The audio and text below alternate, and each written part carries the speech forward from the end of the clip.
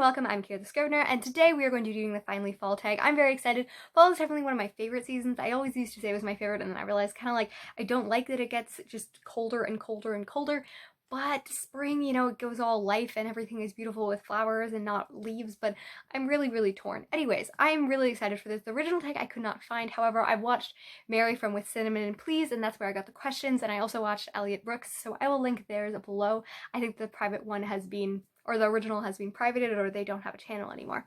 But the first question is a vivid setting. Everyone knows that fall is like a very beautiful time, and I think that one of the books that illustrates this most is one of my favorite books, Anne of Green Gables by Lucy Maud Montgomery. This is a book that is just full of descriptions and beauty and really celebrates it. One of the most famous quotes from here is, "I'm so glad I live in a world with Octobers," and I think that that just illustrates this book.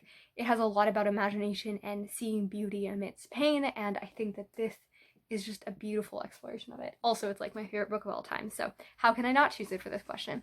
And number two is the fact that nature is really beautiful, especially in fall, but it also represents a lot of dying.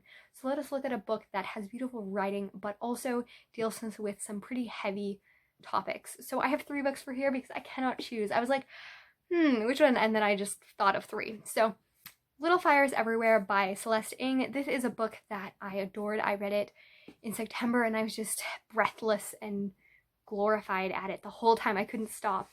And it really just looks at a lot of hard issues across the thing of mother-daughter relationships and racism and family dynamics and abortion and all of these things that are very heavy topics, and I think that it's dealt with such care and beauty. And then we have the second one, which is The Astonishing Color of After. This is by Emily Pan, and it looks at depression and suicide and just where we look at grief. And I think that it's a book that I didn't know if I was going to be sold on until the very end, and then I was just breathtaken with it, how well it explored, how it made me think, and the questions of everything. I think that it's not the book for everyone, but I think that if you have mental illness and it's something, this could be a triggering book, but if it's a book that you just want to kind of experience what it's like to see someone and to live with someone who has mental illness, I think that it is, and it comes from a very personal point in Emily's own life, so I think that that is very important. And then we have Other Words for Home, and this is by Jasmine Warga, and it's one of my favorite books of this year, and it deals with Jude, who is an 11-year-old girl from Syria, and it follows her coming to the US and just dealing with a homeland that is torn apart by war, and also being an immigrant, being Muslim, and all of these things, and just also just growing up. And it's written in verse, and it is one of the most beautifully constructed, well-developed books I've ever read, and it is absolutely gorgeous and a really important subject. Question number 3 talks about how fall is related to going back to school, and we have to pick and discuss a nonfiction book. And one book that I think stands out for nonfiction books for me is You're Not a Country, Africa by Pius Adesemi. This is one of my favorite reads of just forever, and I think that it just does a beautiful job of having conversations around the world, and especially Africa, the different countries, specifically Nigeria, which is where Pius is from. And I just think that it's a lovely book that is very hard-hitting and beautifully constructed and just thought-provoking, and I have annotated the heck out of it. I have written like notations, and it has filled like across almost every like book or folder I have has had like some kind of notation on this book, and I just think that it's absolutely brilliant. And then we have 4. You kind of want to keep warm during the holidays, and this is by being around people you love. And this is like a fictional friend group, household, all of these things that you could do. And I'm not I wasn't grown up, I wasn't raised on Harry Potter, but when reading it for the first time, I think that is one of the most atmospheric books, that you just feel the love and the community in it, and I think that I would just love to spend the holidays with the Weasleys. I think that would just be absolutely lovely. The next prompt is to have colors of leaves represented by spines. I don't have the most like beautifully well rainbow lit books, but I thought that these represented, you know, the green, the brown, the yellow, the orange, and the red, and I think that these work quite well together. The next question looks at the fact that fall, we kind of think of fires, we think of beauty, we think of the way the world is told, and to tell a book that has storytelling in it. And there are so many. This is actually one of my favorite tropes of all time when we look at storytellers and we look at the world they're telling. And I just think it's lovely, whether it's in TV shows or books or movies, anything. Just let me have a book that is told by someone. Give me that narration. And this one I thought of one of my most recent books, which is The Son of Achilles by Madeline Miller. This is a retelling and reimagining of the Odyssey from Patroclus's point of view and his relationship with Achilles especially. And it's just such a well-constructed, beautiful one. I do have issues with the way that women are treated in this book, and especially around sexual violence. I think it's an issue with Madeline Miller's writing in general. However, this book is one of the most well-constructed, just beautifully, gorgeously written, and it's it's a masterpiece in almost all areas, and I think that this deserves it. The next question is the fact that nights are kind of getting a little darker, and we are talking about creepy and dark books, and I've been foraying into horror, and especially classic horror, and one of my favorites of the year was The Haunting of Hill House, and this is by Shirley Jackson, and it is lovely.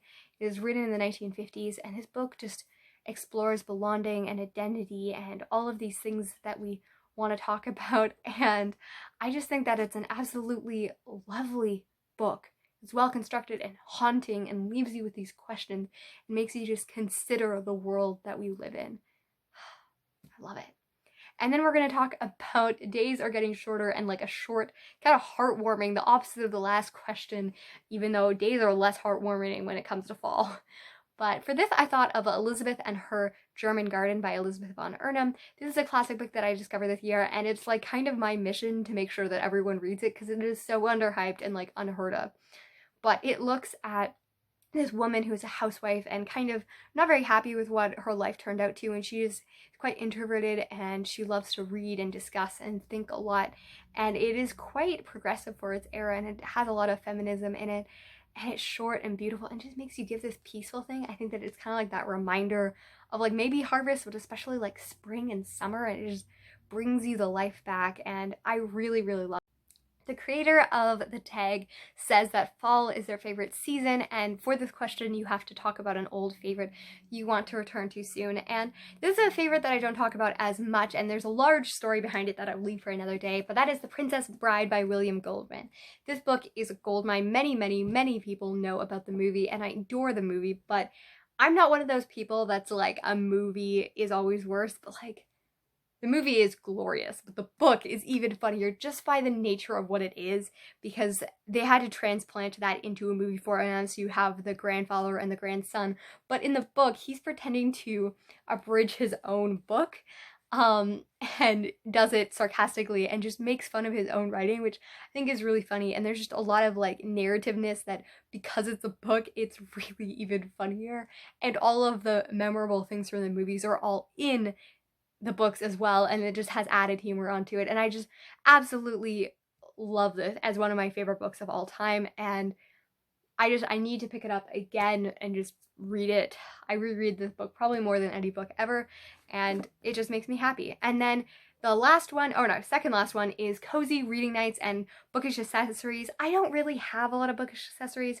I am not a collector of things other than books, but I do have this pillow which says, "One does not stop buying books simply because there is no shelf space," and this was given to me by one of my best friends last year for my birthday in the fall. And then I also normally just have different mugs and teas and stuff like that, and just food. I eat a lot when I read. I also listen to music and stuff, so that's, I guess, my accessories. And then we have to spread the autumn appreciation, and for this I'm going to tag people. These are kind of some of my favorite booktubers around the world, and I'm just looking forward to, well, not really around the world, they're mostly in Canada and the United States, and one wonderful UK lovely human being, but I just really want to see them talk about fall because they are wonderful human beings.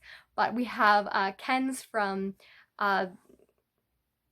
Kenzie Lee T, just forgot her actual channel name, and then we have Margaret from The Word Nerd, we have Liz Cullen from The Lazy Booktuber, we have Charlie from Charlie Brooke, and we have Kara from The Wild Book Garden. They are absolutely amazing, and I really recommend checking out all of these women, and yeah, just check them out, share the love, tell me what your favorite thing about fall is, what your answers to this question. Happy reading and writing, and I will see you very, very shortly.